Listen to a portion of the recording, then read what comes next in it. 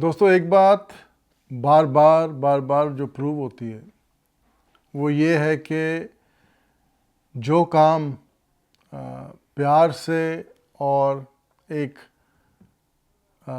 इंसाफ पसंद तरीके से होता है वो काम ना तो नफ़रत से हो सकता है ना वायलेंस से हो सकता है। नफ़रत और वायलेंस से चीज़ें ख़राब से ख़राब गिरती जाएंगी।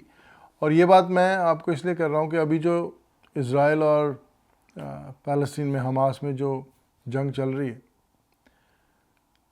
उसमें उस रीजन में आप ये समझ लो 1940 से सिर्फ नफ़रत और वायलेंस पल रही है।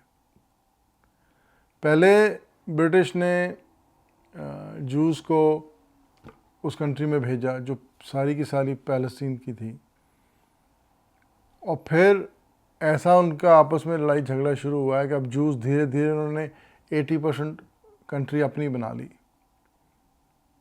और अब क्या हो रहा है, अभी हमास ने इज़राइल पे अटैक किया, काफ़ी इनोसेंट लोग मारे गए, कुछ लोगों को उन्होंने किडनैप कर लिया, उनका काफ़ी बुरा हाल किया, which is again total hatred.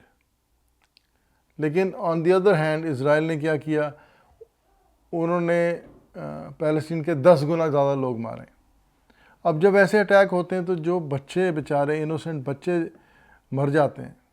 आप ये समझो जिस फैमिली में मासूम बच्चों की कत्ल हुआ हो, क्योंकि ये जो अटैक हो रहे हैं, जो बॉम्ब्स गिर रहे हैं, कत्ल ही है ना, उस फैमिली के जो अगर सपोज़ करो उस फैमिली के 2 इनोसेंट बच्चे मारे गए और जो बाकी के 8 लोग बचे हैं वो हमास के टोटली अलाइंड हो गए, वो भी हमास का हिस्सा हो गए। आप समझो, अगर आपने 10,000 लोग जंग में मारे गए हैं और उनकी फैमिली के जो बाकी के 50,000 लोग हैं वो भी टोटली एंटी इज़राइल हो गए, तो ये नफ़रत जो है ये कम नहीं हो रही, बढ़ती चली जा रही है। This is pure law of Karma. तो आप ये समझो यार कि अगर कोई ऐसा सोल्यूशन निकले जिसमें लड़ाई झगड़े बंद हों, जिसमें एक बैठ के बात हो, हालांकि कंप्रोमाइज़ एक ऐसी चीज़ होती है दोस्तों, कंप्रोमाइज़ का मतलब ये होता है कि केक को आपने इस तरीके से काटा है कि दोनों में से कोई भी खुश नहीं है, लेकिन फिर भी दे एक्सेप्ट इट कि चल ठीक है।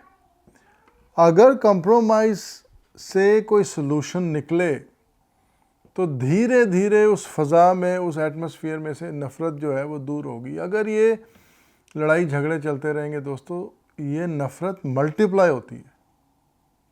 जिस फैमिली का कोई इनोसेंट बंदा मरता है, बाकी के सारे लोग जो हैं वो एंटी हो जाते हैं उस कंट्री के। तो ये ओवर थाउजेंड्स ऑफ ईयर्स हमने देखा है, फिर भी हम लोग अपनी सेल्फिश लालच की वजह से इस चीज़ को ना एक्सेप्ट करने को तैयार हैं, ना इससे सीख लेने को तैयार हैं। अभी इज़राइल की स्टेटमेंट आती है कि हमने हमास को टोटली ख़त्म करना है। मेरी असेसमेंट ये है कि हमास में अगर पहले 20,000, एक फिगर बता रहा हूँ कि पहले अगर 20,000 लोग एक्टिवली इन्वॉल्व थे, तो इस जंग के बाद 1 लाख लोग एक्टिवली इन्वॉल्व होंगे, क्योंकि उन्होंने जब अपनी फैमिली के इनोसेंट लोग बच्चे मरते देखे होंगे तो दे गिव अप। उनकी ज़िंदगी का मकसद और कोई रह नहीं जाता सिवाय इसके कि जिसने हमारे बच्चों को ख़त्म किया हम उसको ख़त्म करेंगे, और नफ़रत फैलती जाती है। सो आई रियली होप कि हमारे जो वर्ल्ड लीडर्स हैं, ये बात अगर मेरे जैसे एक आम आदमी को समझ में आती है तो यार उनको भी आती होगी, लेकिन आई जस्ट होप कि they think more towards humanity rather than their own selfish issues. तो चलिए अगले वीडियो में फिर आपसे बात करता हूँ। तब तक के लिए take care of yourself and everyone around you.